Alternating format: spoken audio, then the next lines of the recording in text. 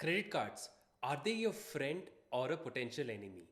Some people swear by the rewards, others warn of debt traps. But what's the real story?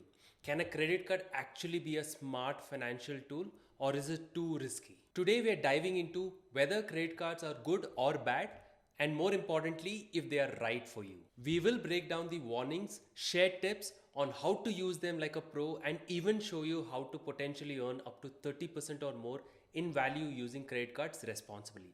Let's dive in. So, how do you evaluate that credit card is right for you? First things first, a credit card isn't extra money, it's a tool.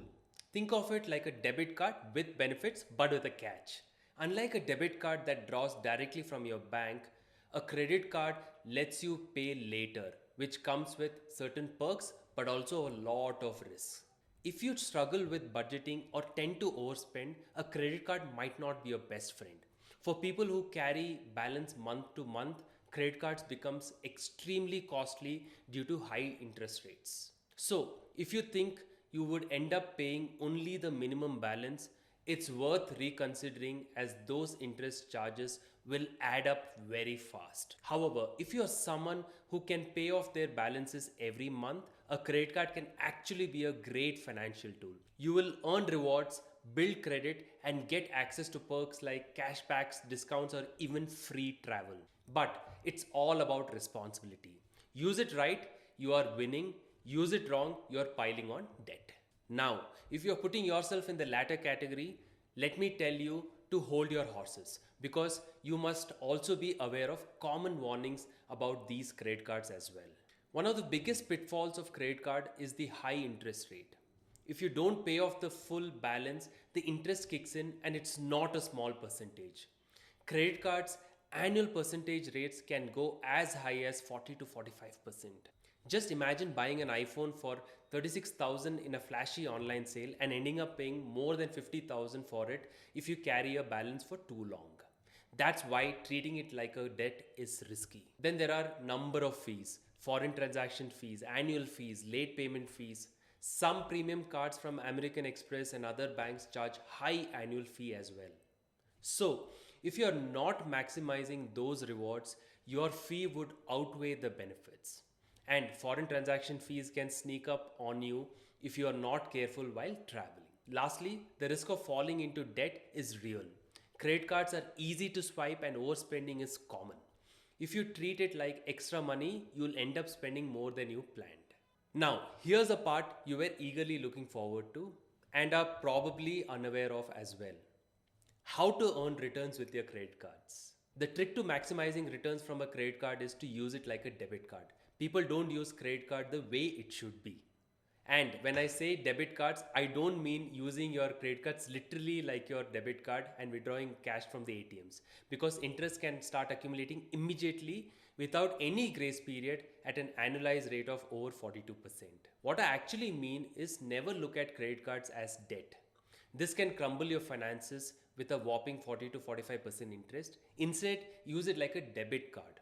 What you have to do is spend only what you can actually afford to pay off in full every month. Essentially, you are using the credit card for rewards, not for borrowing. A lot of credit card companies give you 2 to 3% cashback on every transaction. You can link your UPI with the credit card and get these cashbacks. Let's say you're spending 50,000 per month and you get cashback of 2%. You can actually put that money in investment tools like SIPs, mutual funds. In over 5-7 years, you can make 12 to 13% return on the amount invested. And remember, this is the return you made for free. All you did was only paying using credit cards within your spending limits. Now let me come to the point I mentioned right in the beginning of our video, earning up to 30% by using a credit card. Yes, let's take a real life example with cards like the American Express Platinum to understand this better. Suppose you spend around 4 lakhs annually on one of these cards. Now you can make about 48,000 points out of this spending. You can transfer these points to hotel loyalty programs like say Marriott.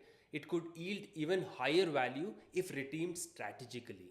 Marriott has a one-on-one conversion rate, so the 48,000 card points becomes 48,000 Marriott points. The stay in a Marriott hotel could cost 40,000 per night, but not for you. If you book the hotel and pay using points, you can stay there for free for a night with just 25,000 points. And during specific bonus periods, you might get 30 to 50% extra points on these transfers. Imagine those points turning into hotel stays worth 1.25 lakhs, a potential 30% return just for redeeming smartly. So here's the trick: easy gift cards. American Express, for example, offers gift vouchers for Amazon, making it easier to redeem rewards on daily expenses. You can even get up to 3x points for your spending on Gifter. You can buy gift coupons on Gifter for Amazon for your regular purchases or even pay utility bills. Gifter can also be useful for multiple useful brands like Puma, Pantaloon, Big Bazaar, and pay using credit cards to earn hefty points that can be transferred and redeemed on hotels, airlines, or even food. Using these perks effectively can add real value to your day-to-day spending. It's always a win-win situation for you. But how do you choose which is the best card for you? Credit cards are often not one size fits all. Always choose a card that matches your spending habits. Every card has its own reward structure. Some are better for travel, others are good for grocery, dining, or even fuel. For example, if you travel frequently, a card with airline miles or hotel points will bring you great returns. Meanwhile, someone who spends most on groceries or dining might prefer a cashback card. Choose a card that aligns with your lifestyle so that you're maximizing returns on things you're already spending. So, use credit cards like debit cards and get maximum value out of it. There are, of course, downsides. Every coin has two sides. So make sure to stay disciplined, pay in full, and choose a card that works with your lifestyle. Always have a mindset of getting something back if you're spending your money. Do not let it get the better of you, because money surely is a slippery slope. It can give you luxury and take away everything from you if not used wisely. I hope this was useful and you have learned a new perspective for credit cards. You don't need to be rich to live a rich life. That's it from me. I'm Nikhil Varghese. Share this video and subscribe to learn how to make your finances less tricky with FinNiki.